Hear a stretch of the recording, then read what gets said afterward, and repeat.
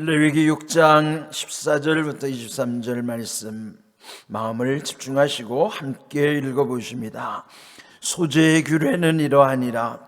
아론의 자손은 그것을 제단 앞 여호와 앞에 드리되 그 소재의 고운 가루 한 움큼과 기름과 소재물 위에 유향을 다 가져다가 기념물로 제단 위에서 불살라 여호와 앞에 향기로운 냄새가 되게 하고, 그 나머지는 아론과 그의 자손이 먹되 누룩을 넣지 말고 거룩한 곳 회막들에서 먹을지니라.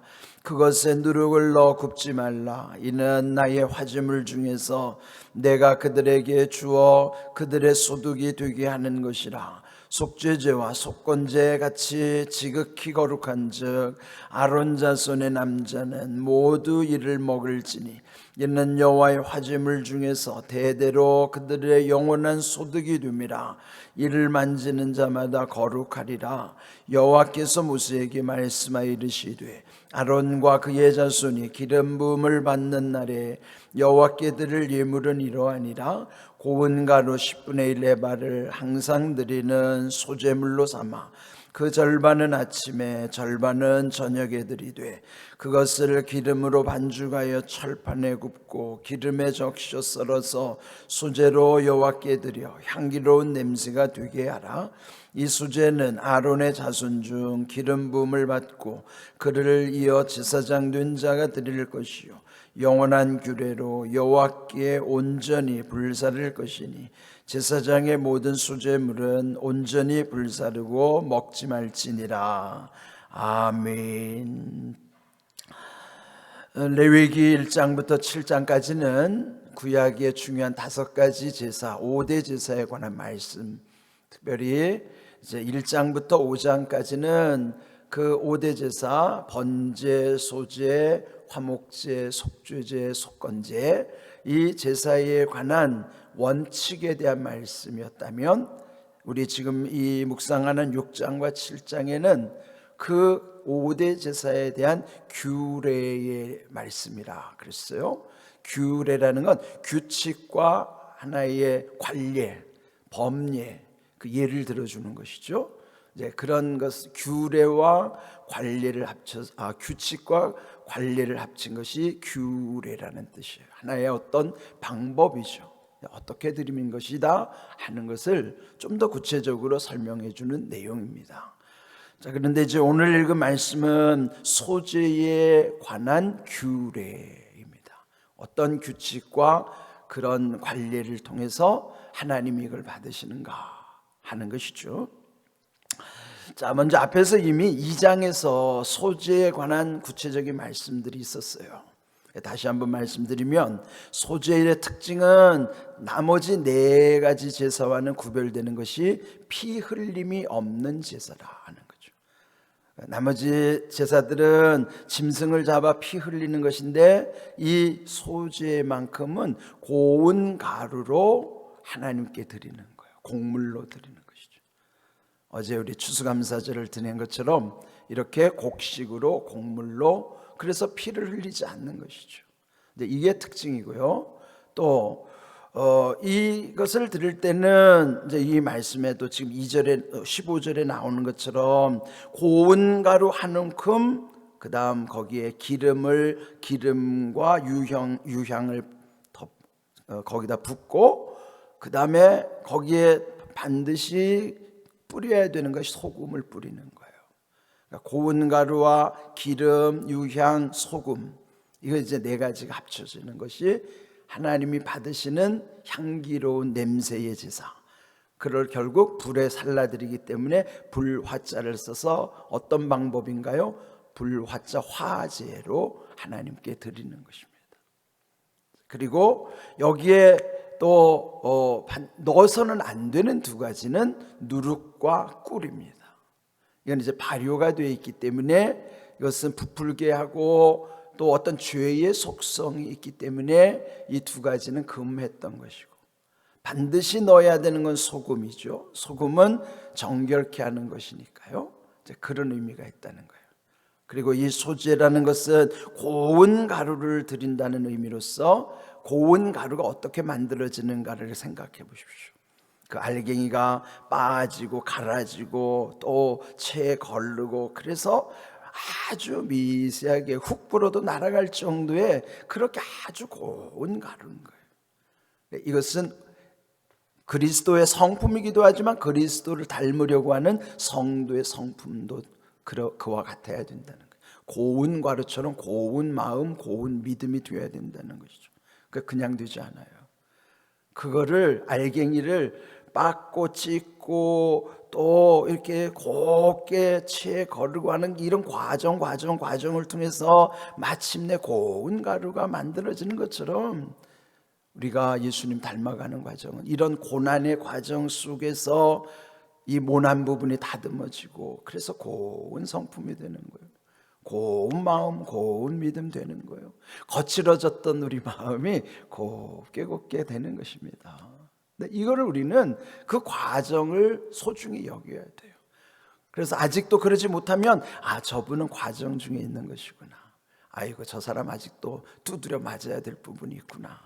깨져야 될 부분이 있구나. 갈아져야 될 부분이 있구나. 그게 우리에게는 고통의 시간일 수도 있어요. 근데 그걸 빨리 단축하는 게 좋은 것이고, 그래서 정말 예수님을 닮아가면은 고운 성품, 고운 믿음 되는 거예요. 그러니까 여러분, 내 자신도 그리해야 되겠지만은 누군가를 볼 때 불편하게 느껴질 때는 그런 생각을 하셔야 돼요. 저분이 아직도 두드려 맞을 일이 많구나. 고난이 많겠다. 아직도 더 갈아져야 되겠구나. 그런 생각하면 불쌍한 마음 들어요. 목회자는 그런 마음을 갖기 때문에 빨리 고운 가루 되는 것은요, 그게 진짜 중요한 과정이에요.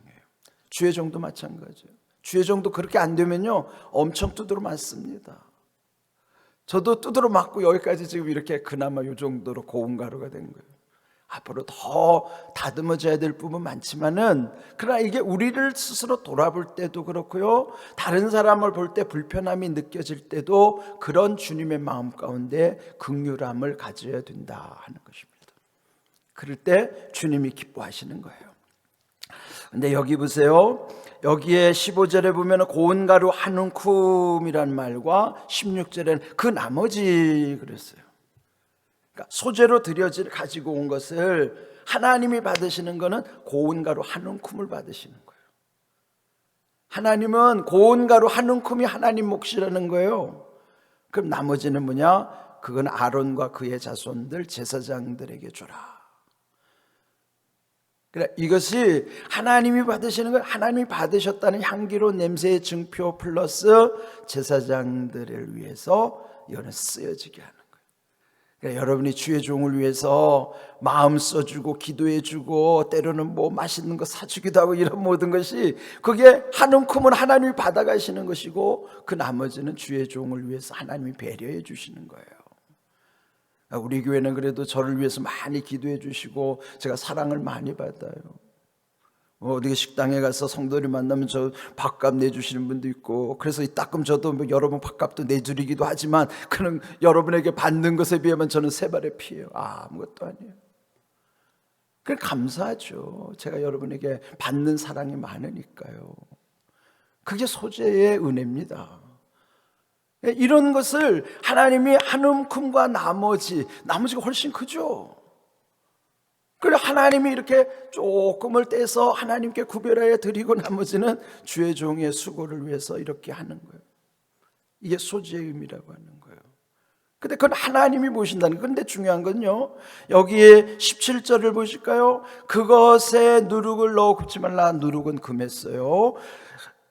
이는 나의 화재물 중에서 내가 그들에게 주어 그들의 소득이 되게 하는 것이라. 그 다음 말씀이 중요해요. 속죄제와 속건제 같이 지극히 거룩한즉. 그랬어요. 자, 여기 보세요. 속죄제와 속건제를 왜 비교할까? 지금 이거 소재를 말씀하는 것인데 왜 소재를 말씀하시면서 속죄제와 속건제랑 비교하시는가?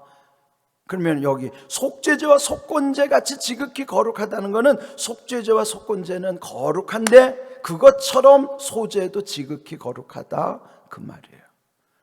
그런데 속죄제와 속건제의 특징이 뭐냐면 반드시 드려야 되는 의무의 제사예요. 이건 안 드리면 안 되는 거예요. 반드시 드려야 되는 의무의 제사가 속죄제, 속건제입니다. 그러면 반드시 해야 된다는 것은 부담을 느끼잖아요. 그래서 더 엄격하게 그거를 엄격하게 할 뿐만 아니라 엄숙하게 거기에 참여하는 거예요. 왜요? 하나님이 하라 명령하셨으니까. 의무제니까. 그에 비해서 나머지 세 가지 제사, 번제, 여기에 화제, 번제, 여기 소제, 그 다음에 화목제는요 의무가 아니에요. 그건 뭐예요? 자원하여 드리는 거예요. 마음에서 우러나와서 드리는 거예요. 안 드렸다고 뭐라고 안 하는 거예요. 그런데도 하나님이 여기서 뭐냐면, 그런데 속죄주 속건제처럼 이 소제는 지극히 거룩한 것이다. 왜 그럴까요? 우리 마음은요, 해도 되고 안 해도 된다 그러면 대개는 하는 쪽으로 갈까요? 안 하는 쪽으로 갈까요? 솔직히 우리를 한번 노골적으로 탁 터놓고 얘기해 보자고요. 요즘 젊은 애들이 쓰는 솔까말이라는 말 하는데, 솔까말, 솔직히 까놓고 말하잖아요. 요즘 애들이 줄여서 하는 말, 솔까말 한번 해봅시다. 솔직히 까놓고 말해보자고 말이에요. 요즘 애들이 쓰는 말로 솔까말. 자, 그러면 해도 되고 안 해도 된다 그러면 우리의 마음이 하는 쪽으로 가요, 안 하는 쪽으로 가기가 더 쉬워요? 말씀 좀 해보세요. 대개는 안 하는 쪽으로 가요. 해도 되고 안 해도, 뭐 안 해도 되겠네. 그런데 하는 사람이 있어요. 하나님이 이걸 귀히 보신다는 거예요. 우리 마음은요, 대개 보면 해도 되고 안 해도 되면 되게 안 하는 쪽으로 가요. 근데 하나님의 관심은 어디냐면 안 하는 쪽에 가는 게 아니라 하는 쪽으로 보시는 거예요. 하는구나. 그래서 이 속죄제와 속건제처럼 하는 것은 엄격하고 엄중하고 엄숙해서 누구든지 거기에 참여하려고 하지만, 이렇게 해도 되고 안 해도 되는 거, 안 해도 되는 쪽으로 가는 사람들이 많은데도 하나님은 이 속죄제 속건제와 같이 이거 지극히 거룩한 것이다. 이걸 놓치면 안 돼요. 우리가 말씀을 들을 때요, 이런 하나님의 마음의 틈새를 놓치면 안 돼요. 그래서 저도 목회를 하다 보면요, 놀랄 때가 있어요. 놀랄 때는 뭐냐면 당연하지 않을 때예요. 당연한 것에는 놀라지 않죠, 사람들이. 근데 당연하지 않을 때는 놀라는 거예요. 그 놀라는 두 가지 경우가 어떤, 당연한 경우는 어떤 분이 하나님께 드릴 때, 드릴 만한 사람이 드리는 것은 당연하니까 별로 놀라지도 않아요. 또 드릴 수 없는 형편이기 때문에 못 드리면 그것도 당연한 거니까 그건 놀랄 것도 아니에요. 문제는 드릴 수 없는데도 불구하고 드리는 사람이 있을 때는 놀라는 거예요. 아니, 저분이 할 수 없을 텐데 어떻게 하셨지? 주의 종도 놀라는 거예요. 하나님도 놀라실 거예요. 아니, 저분이 형편이 안 되는데 어떻게 하셨지? 놀라는 거예요. 반대로 또 놀라는 경우가 있어요. 아니, 저분이 할 만한데 왜 안 했지? 이것도 놀라는 거예요. 하나님도 놀라시는 거예요. 목회하면서 놀라는 경우 두 가지예요. 할 수 없는데도 하는 분을 보고 놀래고, 할 수 있을 것 같은데 안 하는 분을 보고 놀래고, 이것이 이런 경우예요. 우리는 해도 되고 안 해도 되는 경우는 대개는 안 해도 되는 쪽으로 마음이 흐르기 쉽지만, 하나님은 하는 사람의 그 지극히 거룩한 것을 하나님이 보신다는 거예요. 저도 어제 추수감사절 보면서 여러분이 하나님께 드린 예물이나 여기에 이제 과일 바구니 올려놓은 거를 보면서 저도 그런 마음이 들더라고요. 할 수 없는 분이 할 수 없는 것, 또 해야 되는 분이 하는 것, 당연한 거예요. 근데 놀라는 거는 할 수 없는 분이 한 것, 할 만한 분이 안 한 것, 여기에 놀라는 거예요. 그게 하나님 마음이라고. 그럼 하나님이 아시니까. 그래서 우리가 항상 하나님 앞에는요, 이 마음이 중요한 거예요. 누구 사람 보고 내가 체면이 어때서, 내가 직분이 뭔데 해야 되겠다, 이 차원이 아니라, 정말 해도 되고 안 해도 될 때 하는 쪽으로 하나님께 그 마음이 가는 그 귀한 마음을 하나님이 지극히 거룩히 받으신다는 거예요. 이걸 놓치면 안 돼요. 하나님은 이 부분을 귀히 여기시는 거예요. 여러분, 우리가 하나님 앞에 하나님이 우리를 어떻게 보시는가를 여러분 잘 생각하십시오. 그래서요, 우리가 앞으로 무슨 일을 하든지 사람 보지 맙시다. 또 내 체면이나 뭐 나의 형편 이것보다도 여기에서 하나님이 내게 뭘 원하시는가, 뭘 기뻐하시는가, 이런 걸 보는 거예요. 그래서 어제 여러분이 뭘 드린 거 저도 이제 다 보고는 받아요. 개인별로, 가정별로, 뭐 기관별로, 속회별로 다 참여한 걸 보면은 어떤 속회는 할 수 없는데 한 속회도 있고, 어떤 속회는 해야 할 것 같은데 안 한 속회도 있고, 개인을 봐도 그렇고 기관을 봐도 그렇고 그런 거예요. 그게 아이들 요즘 줄임말로 솔까말, 제가 아침에 생각해요. 야, 나도 하나님 앞에 솔직히 까놓고 어떻게 하나님이 나를 보실까? 그런 생각을 하는 것이죠. 우리가 말씀 앞에는 이런 걸 찔려야 돼요. 우리가 찔려야 된다고, 이런 걸. 말씀은 우리를 찌르는 말씀이에요. 그게 찌를 짬자를 써서 잠언이라고 그래요. 잠언은요, 찌르는 말씀이에요. 말씀은 잠언이라고요. 나를 찔러주는 말씀이에요. 깨워주는 말씀이에요. 일으켜주시는, 그게 나를 살리는 말씀이라고. 오늘 이 소재의 말씀 속에서 하나님이 이렇게 세심하시구나. 해도 되고 안 해도 되는 자원제의 의미 속에 왜 굳이 속죄제와 속건제랑 비교하시면서 이는 지극히 거룩한 즉 이렇게 말씀하셨을까? 우리를 경각심을 주는 거예요. 이런 부분 제가 이 아침에 나 평소에 이거 몰랐거든요. 근데 오늘 아침 묵상하다가 이야, 하나님이 이렇게 세심하시고 절묘하신 분이구나, 우리를 이렇게 아주 유심히 보고 계시는구나 하는 거예요. 우리 하나님 앞에서 우리 살아갈 때에 이것이 곧 참마음과 온전한 믿음이에요. 오늘 제목 좀 여호와께 온전이라고 하는 것, 여호와께 온전이라는 건 그런 마음, 그 믿음이죠. 그게 참마음, 온전한 믿음이에요. 온전한, 완전한 것과는 다른 거예요. 완전하신 이는 하나님밖에 안 계시지만 완전하신 이는 하나님을 향하여 부족한 대로 주님을 닮아가는 과정이 온전함이에요. 이것이 오늘 우리에게 참마음, 온전한 믿음, 그래서 하나님께 온전히 우리의 삶이 이루어져 가도록 하는 거예요. 이게 소재를 통해서 우리에게 주시는 귀한 약속의 말씀인 거예요.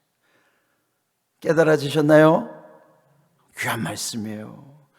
이런 우리의 기본 마음가짐이 하나님이 기뻐하시는 모습이라고. 이런 귀한 믿음 안에서 우리 공항교회는 앞으로 이렇게 될 것입니다. 저는 우리 공항교회는 참 좋은 교회이기 때문에 이런 하나님의 우리와 함께 하심을 시시각각 느껴요. 이런 귀한 은혜 가운데 하나님이 기뻐하시는 일에 함께 할 수 있기를 주님의 이름으로 축복합니다. 아멘.